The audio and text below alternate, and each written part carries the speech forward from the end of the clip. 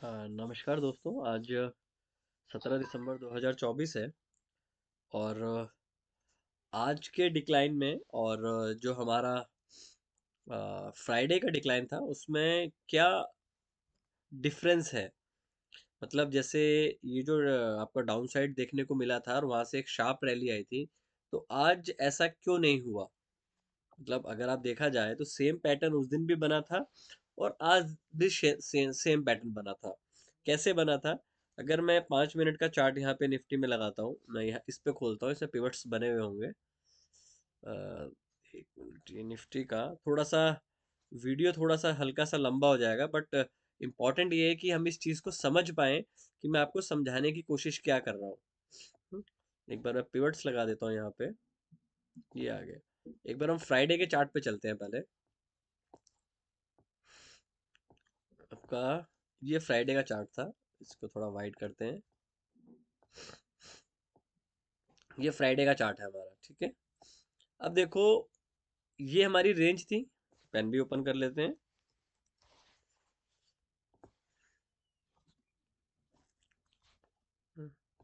ये हमारी, इसको थोड़ा सा ऊपर कर लेते हैं। ये हमारी रेंज थी, ठीक है, 2 दिन की ये रेंज थी। हम इस रेंज के नीचे खुले, ठीक है। 200 है, 20 है। सेम आज यही पैटर्न था निफ्टी में। खुले आप और खुलते ही नीचे चले गए, ठीक है। ये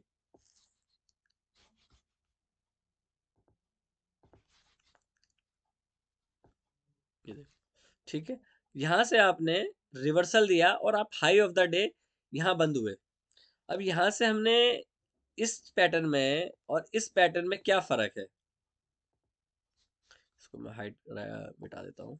अब ये देखो, थोड़ा और इसको छोटा करते हैं। हम्म, हम्म। इस डिक्लाइन में और इस डिक्लाइन में क्या डिफरेंस हमें नजर आ रहा है कि यहाँ पे रैली नहीं आई और यहाँ पे बाजार में रैली देखने को मिली। सबसे बड़ा इंपॉर्टेंट पॉइंट यहाँ पे ये है कि यहाँ पे आपको रैली क्यों नहीं मिली। क्योंकि मॉर्निंग में जैसे ही आप यहाँ पे खुले, सेम यहाँ पे खुले, फर्स्ट 5 मिनट का अगर आपने मेरा कल का वीडियो भी देखा है तो मैंने बोला था कि बाजार अगर इससे ऊपर खुलेगा तो मोमेंटम आएगा, इससे नीचे खुलेगा तो नीचे का मोमेंटम आएगा। बट वहां पे पॉइंट ये था, मैंने ये बात करी थी आपके साथ कि मैं सेलिंग के लिए नहीं खेलूंगा। बट अगर आप बाजार ऊपर जा रहा है और वो उसको दोबारा तोड़ने की कोशिश कर रहा है तो आपको यहाँ पे शॉर्ट ट्रेड लेना चाहिए, जो कि मैंने लिया। क्योंकि आप व्यू से ट्रेड नहीं कर सकते, आपको प्राइस एक्शन से ट्रेड करना है। ये तो कंजेक्चर हो गया कि क्या हुआ और क्या नहीं हुआ। इंपॉर्टेंट ये है हमें कल क्या करना चाहिए। पहले इस चीज को समझने से पहले हम ये समझ लें कि यहाँ पे और यहाँ में ये डिफरेंस क्या है। आपने यहाँ का ये देखा, look at the bar size. 1, 2, 3, 4, ये होती है पैनिक सेलिंग। जब इस तरीके की बार्स बनती हैं तो जो वीकर हैंड होते हैं, जो भी यहाँ पे वीकर हैंड होंगे वो सारे खत्म हो जाएंगे।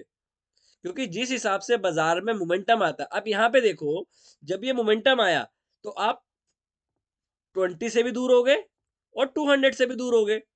अब यहाँ पे देखो, मैं समझाने की कोशिश क्यों कर रहा हूँ। यहाँ से रैली क्यों आई? यहाँ से रैली इसलिए आई क्योंकि आप 20 से भी दूर हो रहे थे और 200 से भी दूर हुए, ठीक है। अब रीजन ये नहीं है कि और दूर नहीं हो सकते, आप और दूर हो सकते हो।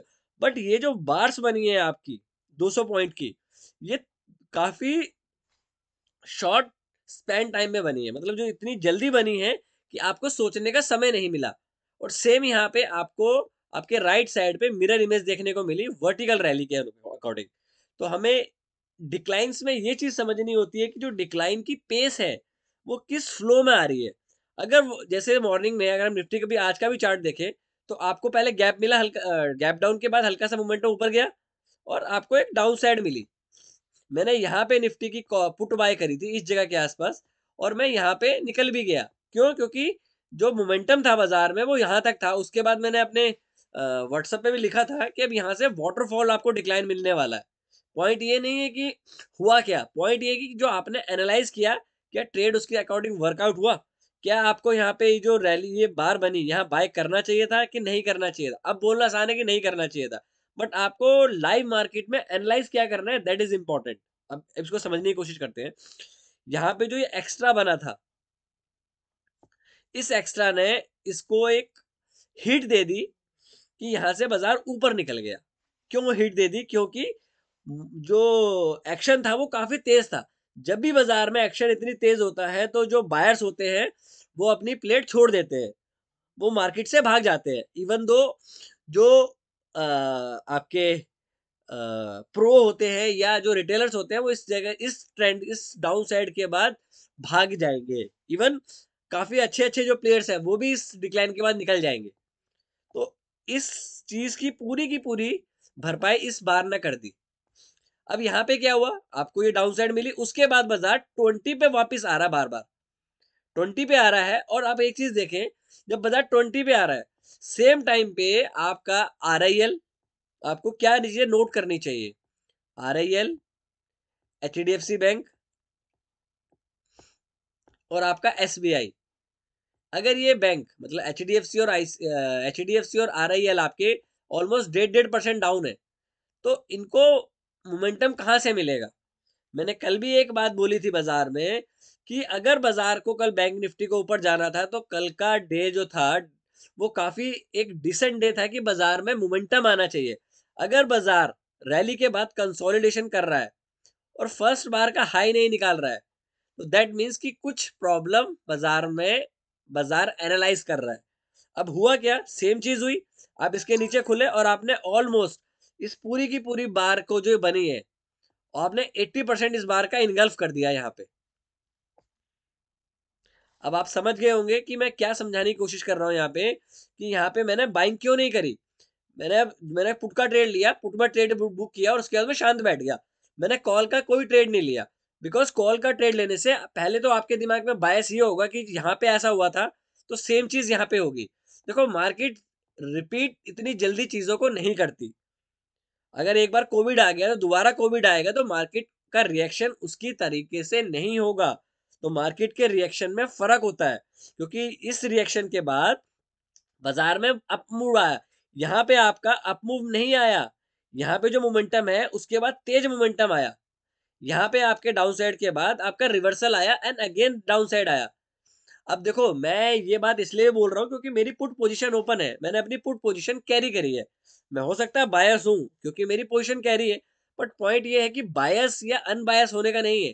पॉइंट ये है कि हमें चार्ट पैटर्न में क्या नजर आया, कि हमने अपनी पुट पोजीशन ली और हमने पुट ही कैरी करी, लॉन्ग क्यों नहीं किया। वो मैं आपको स्टार्टिंग में बता चुका हूँ कि जो फ्लो होता है बाजार का डाउन साइड का, वो फ्लो और इस फ्लो में बहुत फर्क है। अब आपने इसको डेली चार्ट में ऑब्जर्व करना है। ये तो हो गया कि अभी क्या नजर आ रहा है। अब कल क्या कर सकते हैं, पहले उसको देख लेते हैं, उसके बाद थोड़ी सी डिस्कशन बढ़ाते हैं आगे। अब ये आपका आज का चार्ट है।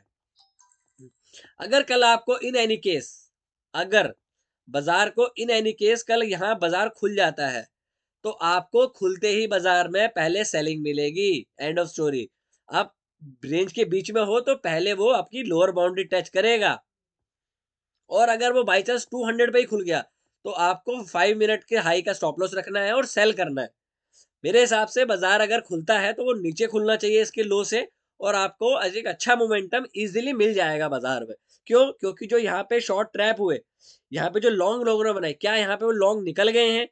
I don't think so. क्योंकि अगर वो नहीं निकले हैं तो अब उनको और डाउन साइड देखने को मिलेगी।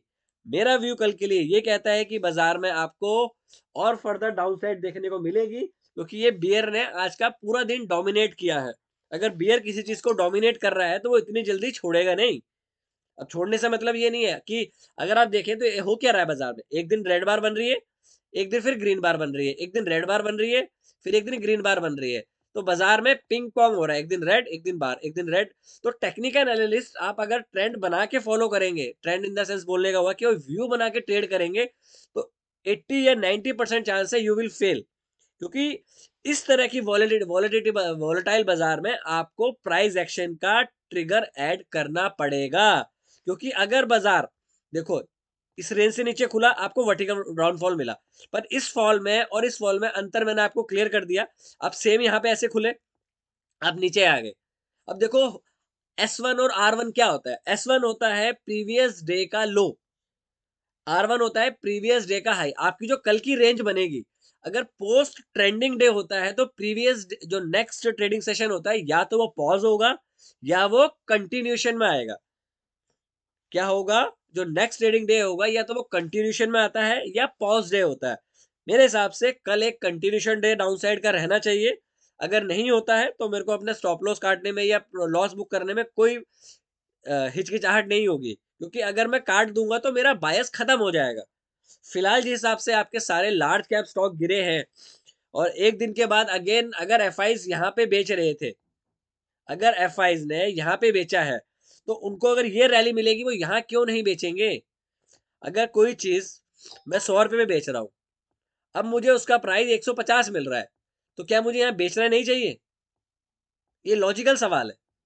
तो यहाँ पे दोबारा आपको सेलिंग देखने को मिली, जो कि आपने यहाँ देखा, क्योंकि हमारे में बायस था कि डे बिफोर यस्टरडे जैसा हुआ सेम पैटर्न यहाँ बनेगा। हमें प्राइस को देखना है, हमें अपने बायस को प्ले नहीं करना है। अगर पिच उसके अकॉर्डिंग नहीं है तो आप बाहर बैठो। पर अगर अगर आप वॉलेटिलिटी बाजार को एज ए फ्रेंड प्ले कर सकते हो तो इससे बढ़िया बाजार आपको नहीं मिलेगा पैसा बनाने के लिए। तो इस तरीके के बाजार में अगर आप पैसा नहीं बना पाते हैं, जैसे ये बाजार है, ये बाजार है, ये बाजार है, तो आपको ट्रेडिंग करना टफ हो जाए, क्योंकि that is a simple day. आपको कुछ नहीं करना, खाली प्रॉफिट लेके बैठना है, मतलब पोजीशन लेनी है और जस्ट उस पे बैठे रहना है। इस तरीके के बाजार में प्रॉब्लम ये होती है कि वो अप एंड डाउन करता है। तो यहाँ पे आपको काफी इवैल्यूएट करना पड़ेगा प्राइस को कि मैं यहाँ पे बुक करूं कि नहीं करूं। देखो, एक होता है ट्रेडिंग सिस्टम बना के करना है, क्योंकि यहाँ पे क्या होगी आपकी, यहाँ पे आपकी आएगी केयरनेस। अब केयरनेस बहुत तरीके से हो सकती है। केयरनेस हो सकती है कि अपने प्रॉफिट को राइड करने में केयरनेस, प्रॉफिट हो सकती है कि मेरे से कोई चीज मिस हो गई तो मेरे में फॉर्मो आ गया, केयरनेस हो सकती है कि मुझे प्राइस को चेस करना है। तो आपको ये डिसिप्लिन भी इस तरीके के बाजार में लेना पड़ेगा, क्योंकि बाजार एक दिन ऊपर है एक दिन नीचे है। तो ये समस्या कंटिन्यू रहेगी इस तरीके के बाजार में, क्योंकि बाजार पहले आप जीडीपी का कंसीडर कर रहे थे 7 पॉइंट 8 पॉइंट, अब आपकी 5.6 5.4 है। तो ये समस्या अब आपको कंपनियों के रिजल्ट में दिखेगी। अगर ये बाजार इसको डाइजेस्ट कर चुका है तो यहाँ पे बाजार साइडवेज देके नैरो रेंज में चला जाएगा। बट जो बाजार में जिस हिसाब से आज लार्ज कैप की पिटाई हुई है, क्योंकि इंडेक्स को इंडेक्स में 10% की गिरावट आई है, बट आपके स्टॉक जो है ऊपर से 30 से 40% नीचे आ चुके हैं। तो इस चीज को भी आपको एनालाइज करना है कि ओवरऑल ब्रॉडर मार्केट क्या कर रही है, क्योंकि इंडेक्स को कौन लीड करता है, लार्ज कैप। आपके ब्रॉडर मार्केट आपको एक ट्रिगर देते हैं कि हमें किस ट्रेंड के साथ जाना है। तो ये चीज मैंने आपको बता दी कि मैंने आज कॉल का ट्रेड क्यों नहीं लिया। उसके लिए मेरा बायस बिल्कुल क्लियर था, मैं अपने ट्रेड के साथ बायस नहीं था कि मेरा व्यू बाय का है। तो अगर देखो, बाय मैंने कहाँ करना था, यहाँ पे। दूसरा मेरा बाय का था कि अगर S1 पे आएगा तो बाय करूंगा। बट क्या S1 से आपको रिजेक्शन मिली? नहीं मिली, आपको फॉलो थ्रू मिला। अब इस चीज पे कंफ्यूज मत होना कि फॉलो थ्रू क्या होता है और रिजेक्शन क्या होती है। फॉलो थ्रू का मतलब होता है कि यहाँ से वापस प्राइस नीचे को गया कि रिवर्सल आया। 2 बार ने कोशिश करी बट तीसरी बार उसको इन्वॉल्व कर गई। मुझे ट्रिगर पॉइंट क्या मिला, जब इसने यहाँ पे डोजी बनाई और फर्स्ट 5 मिनट का लो ले गया। अब कल का देखो, 5 मिनट का हाई बनाया, हाई नहीं गया, बट आज आपका 5 मिनट का लो चला गया। तो that is a trigger point कि आपको एक्शन कब लेना है। आपकी लोकेशन बहुत ज्यादा इंपॉर्टेंट इस तरीके के बाजार में हो जाती है। अब हम एक बार डेली चार्ट देखते हैं और डेली चार्ट में आपको क्या एनालाइज करना है वो मैं समझाने की कोशिश करता हूँ। एक बार पिवट को हाइड करता हूँ यहाँ पे। अब एक बार डेली चार्ट देखते हैं। अब डेली चार्ट में मैं क्यों आपको ये दिखा रहा हूँ आज, आप इसको कोशिश करना, शायद आप भी नेक्स्ट टाइम से इस चीज को एनालाइज कर पाओ। ये डेली चार्ट है हमारा। अब आप यहाँ पे डेली चार्ट में ये देखो, हम यहाँ से डाउन साइड आए, ये हमने वन डाउन साइड लैग करी, यहाँ पे पुल बैक दिया, 20 से रिजेक्शन आई, दोबारा 200 के नीचे चले गए। आपने कोशिश करी, अब 20 पे आए, 20 से आपने एक रैली बनाई। मैं दोबारा इसको मिटा के बताता हूँ। आपने 200 से रैली करी, 220 पे आए, आपने पुल बैक दिया। बट अब की बार जब 20 से आपने रैली दी, यहाँ पे ये जो आपने 20 से यहाँ से रिजेक्शन दी, ये उसके बाद आप नेक्स्ट डे ही उसके पास वापस आ गए। मतलब यहाँ पे बाजार में डिमांड नहीं है, यहाँ से बाइंग नहीं आ रही है बाजार में। लेट्स अंडरस्टैंड दीज पॉइंट्स कि अगर यहाँ से बाइंग होती जस्ट लाइक दैट, ऐसे देखो आप, यहाँ पे बाइंग थी बाजार में, फर्स्ट टाइम बाजार यहाँ आया, आपको बाइंग मिली, सेकंड टाइम बाजार आया, आपका फिर ऊपर गया, बट इतनी जल्दी वापस इस पॉइंट पे आ जाना, वो एक डाउन साइड की तरफ इंडिकेट करता है बाजार को। तो मेरे हिसाब से अगर ये लो आपका जाता है तो आप अगेन 200 पे इजीली आ सकते हैं। तो जो कि मैंने 23,800 23,900 आप इजीली इस बाजार को जल्दी देख सकते हैं। अब ये होता है या नहीं होता, देखो बाजार ना, मैं बोल दूं कि ऐसे 200 पॉइंट गिरेगा या 200 पॉइंट ऊपर जाएगा, क्या मैं इसको बोलने से ट्रेड कर सकता हूँ? आप खुद इस चीज को एनालाइज कीजिए। बाजार 200 पॉइंट ऊपर जाएगा, भाई चला गया, मुझे एंट्री कहाँ करनी है, दैट इज इंपॉर्टेंट। मुझे प्रॉफिट कहाँ बुक करना है, दैट इज इंपॉर्टेंट। ये सारा कंजेक्चर है कि बाजार यहाँ से 25,000 जाएगा या 24,000 जाएगा, आपने क्या करना है वो आपके ऊपर डिपेंड करता है। तो मेरे हिसाब से मैंने आपको काफी हद तक कोशिश करी है समझाने की कि यहाँ फर्स्ट टाइम आए, आपने रिजेक्शन दी, मतलब आपको पुल बैक रैली मिली। रिजेक्शन का मतलब होता है कि प्राइस ने यहाँ से रिजेक्ट कर दिया, आपको डिमांड मिली। अब दूसरी बार आए, आपने फिर डिमांड दिखाई, बट आप विद इन आफ्टर 1 डे आप वापस उसी पॉइंट पे आ गए। दैट मीन्स ये जो आपकी सपोर्ट है ये वीक होती जा रही है। तो फिलहाल के लिए इतना ही। अगर वीडियो अच्छा लगा तो आपसे रिक्वेस्ट है कि प्लीज वीडियो को लाइक शेयर एंड सब्सक्राइब करें, बिकॉज आपके छोटे से लाइक बटन से एक मोटिवेशन मिलता है कि मैं इस तरीके की वीडियोस, आपको जानकारी जितनी मेरे पास है मैं आपके साथ शेयर करूं। Thank you, take care and trade well. और एक चीज और इंपॉर्टेंट है, कोई भी अगर आप ट्रेड लेते हैं तो अपने वित्तीय सलाहकार से एक बार परामर्श जरूर करें। Good night.